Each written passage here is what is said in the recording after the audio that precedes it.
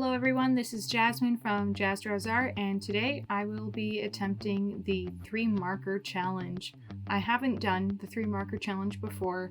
I've done a color palette challenge, which is kind of the same thing, but in this case you take your pack of markers. In this case I just have some really simple cheap ones from the dollar store. I don't tend to use markers that often because I do more digital art, and when I do traditional I tend to lean towards dry media.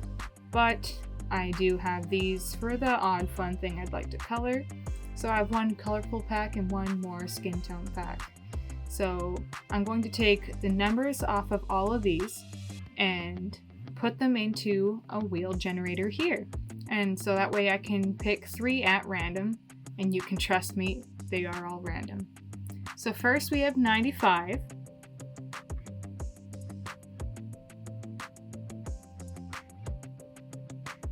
137,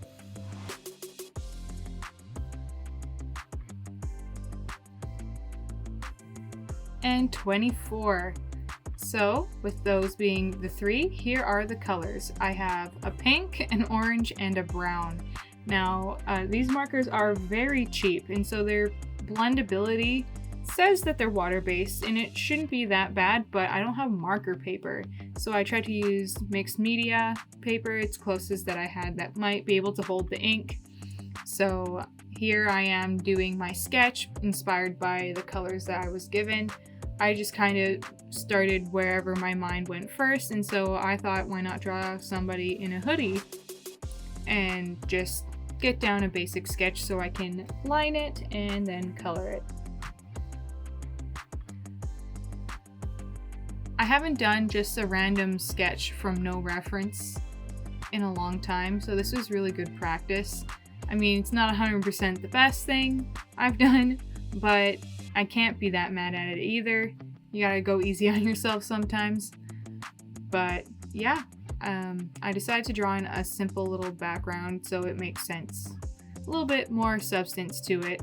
So I drew her at a bus stop, and I added some buildings and clouds in the background, some grass. I later on decided I didn't like the buildings in the background, so I will be taking those out. I didn't want to have too much in this, so I could have enough time to color everything. So I'm just going over this with the Sharpie fine liner. You gotta be careful when you're doing line work that you're going to be coloring over with markers or any other kind of wet media, because you don't want it to bleed. So always check and make sure on the package or on the pen itself that it's not water-based or it won't bleed.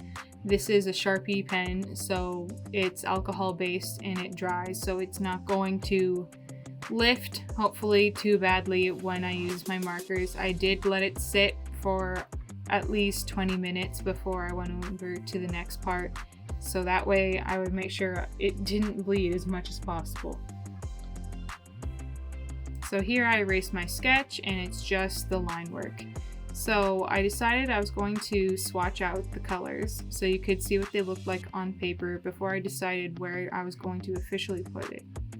Then I went to see how they would blend, and these markers really like to pill the paper, like make the little balls of paper, because it starts to soak through and then pick up the paper and make it mushy.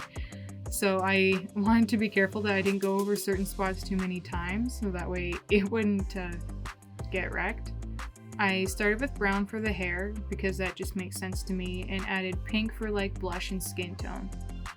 I touched up the eyes with a little brown and decided to make the hoodie orange so that way it wouldn't clash too much with the face. This hoodie actually reminds me a lot of the one I used to have to wear to my old job. I used to have to wear a neon orange hoodie, which, if you are as pale as I am in my complexion, it doesn't look good, so I'm really happy I don't have to wear that color anymore. I went with a little bit of pink and brown and orange overlay for the shoes, so that way it's a little bit of a dual color.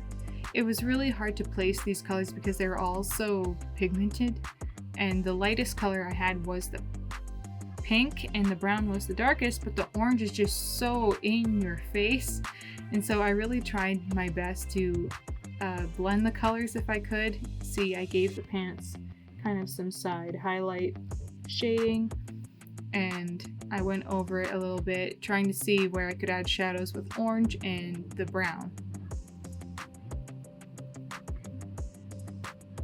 I kept trying to add and tweak to see what would work and what would not, and it's hard to do things like this with traditional media because you can't undo it or just start over again the same way you can with digital, and I do both, but I'm so used to digital now that when I want to fix something I can just, Control Z and undo it and start again.